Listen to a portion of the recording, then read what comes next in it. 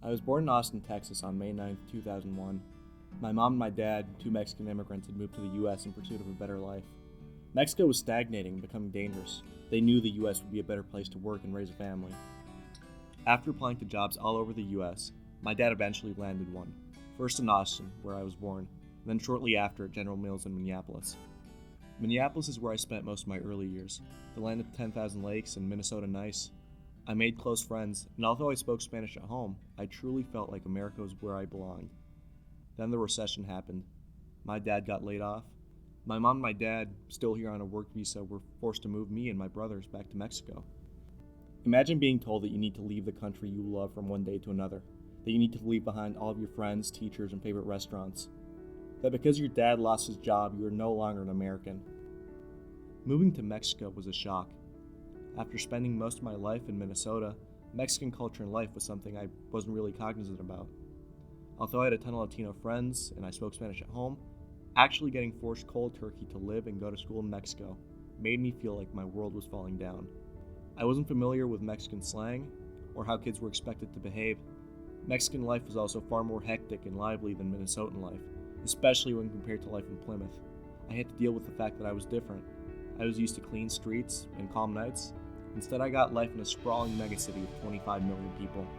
While I had always fit in before, suddenly kids made fun of me for being different.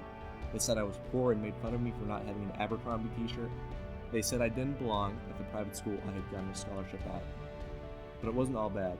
I got to deeply understand Mexican culture and own my insight as a Mexican American. I slowly adapted to the culture and started to make new friends. By 6th grade, I had made the closest friends of my life, and I finally felt like I belonged. Despite this, I still longed for my life in Minnesota. I missed my old friends, my old school, and even Culver's. The U.S.'s complicated visa process, though, made it nearly impossible for my parents to return. That's why we were forced to leave in the first place.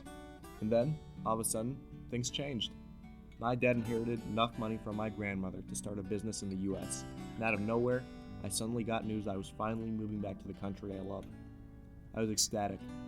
I packed my bags, quickly said goodbye to my newly made friends, and departed for Minneapolis just a couple weeks later.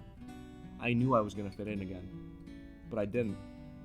4 years of life in Mexico meant that, once again, I was the odd one out. My old friends started making fun of me for talking with an accent. I was bullied and excluded, which made me feel like I didn't have a place in this world. If I didn't belong in America or in Mexico, then where did I belong? I became depressed and my self-esteem tanked. I became angry at the world and cried myself to sleep. Where did I belong? Luckily, I found the answer. I made small talk with some kids at lunch, and all of a sudden, I had a friend group going. First came Hari, then Saketh, and Karthik, and Christian, and Kenny. Although I was still bullied, I started to feel like I belonged. I began to own my insight as a person that doesn't just belong to one culture, but to two. 5 years later, I recognized that understanding two cultures rather than one is an advantage. I'm also privileged enough to have made many new friends, although the original group is still with me to this day.